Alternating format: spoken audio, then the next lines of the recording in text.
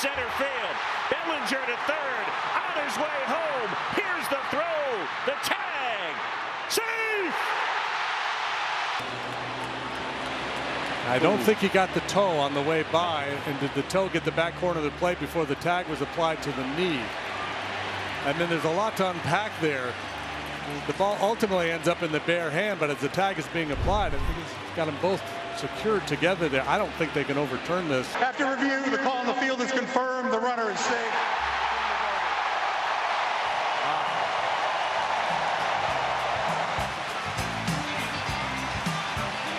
Go, Cubs, go! Go, Cubs, go!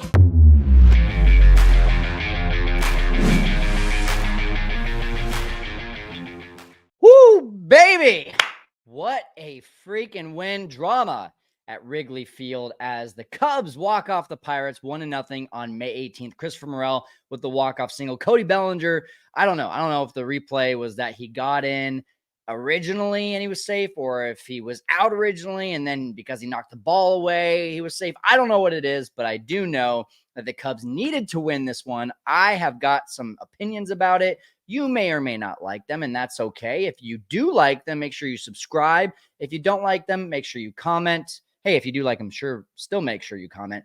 And either way, we would love if you like this video. The Cubs coming off two really brutal losses against two phenomenal rookies so far this season. Even though you kind of expected to lose that game the other day against Paul Skeens, you didn't really want to lose that Jared Jones game. And now, with Shota Imanaga coming to the mound, the Cubs, this was a must-win game. The Cubs have won all but one game that Shota Imanaga has started this season, and that was the last game they played against the Braves. They needed this one. They needed to be able to avoid, once again, losing 3 games in a row. They still have yet to lose 3 games in a row, and that has been the resiliency of this team, is the ability to not go on these really bad streaks. Yeah, they lost 4 of 5 going into this game, but they bounced back with this win for a 1-0 win against the Pirates. And I thought for a second here that the Cubs were going to get just completely dominated, a complete game CG by Bailey Falter of all people. He looked like he was doing his best Shota Imanaga impression today, because a lot of Cubs hitters getting under that fastball, not hitting it very square. And Shota Imanaga just once again was absolutely phenomenal. 7 innings, 4 hits, 7 strikeouts, 1 walk. He had his season high 22 swings and misses, and he lowers his league-leading ERA to a 0.84 ERA. This is, as I said on Twitter earlier, Jake Arrieta-esque, but at the beginning of a career. So do you see Shota Imanaga as better than Jake Arrieta? I want to know what you think. Share in the comments. Is Shota going to be better than Jake Arrieta during that kind of end of 2014 all the way to middle of 2016? You could argue to the end of 2016 stretch where he was the best pitcher in baseball. Is Shota going to do that consistently, or is he just getting off to this start? And one of the things that I loved about this Shota start was actually the graphs that you're seeing on your screen right now. So check it out right here. This is actually probably the most unique start that Shota has had, because typically he's been about 2 four-seam fastballs for every splitter, and the third pitch has usually been that sweeper. No sweepers on this day, and almost a 1-to-1 fastball to splitter ratio. 46 fastballs, 38 splitters, and he surprised some guys by starting off the counts with curveballs, 4 strikes.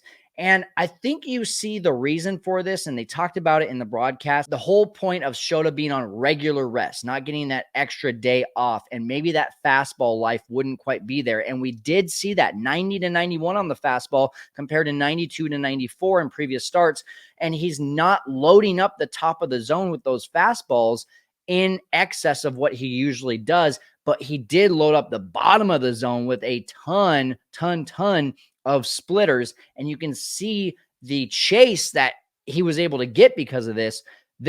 You're looking at 55 swung at pitches by the Pirates. Again, only 33 of them actually any sort of contact. 33 of 55 swings and misses. He did his best Paul Skeens impression. Paul Skeens, by the way, had 22 swing and misses in 100 pitches. Shota had 22 swing and misses with 88 pitches, and he did it really with deception of the splitter. And that's where I'm going to leave it right now for Shota. I'm actually going to have another video early in the next week where we talk about why Shota is so good, whether he has his A stuff or like today, he didn't have his A fastball per se and was still able to dominate. I'm going to release a video about that. We're going to hear from Ted Lilly. We're going to look at a few graphs. We're going to look at a few different things that show why that fastball and splitter are such an effective 1-2 punch. So with this win, the Cubs improved to 26-21, just like last year.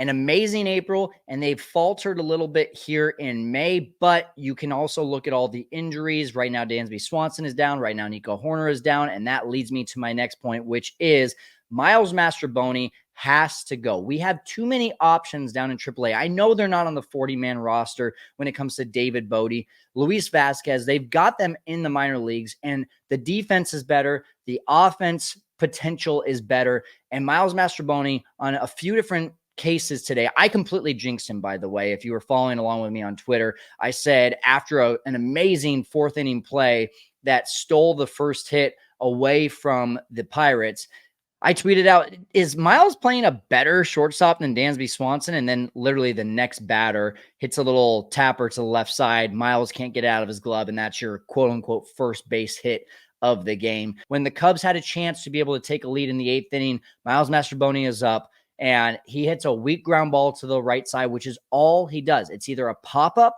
to the outfield or it's a weak ground ball to the right side. You look at his batting average, it's below 150 this year. You're telling me that we can't find a way to get David Bodie on the 40-man roster right now. And I know you probably are also saying, well, David Bodie doesn't play shortstop. He plays third base or second base.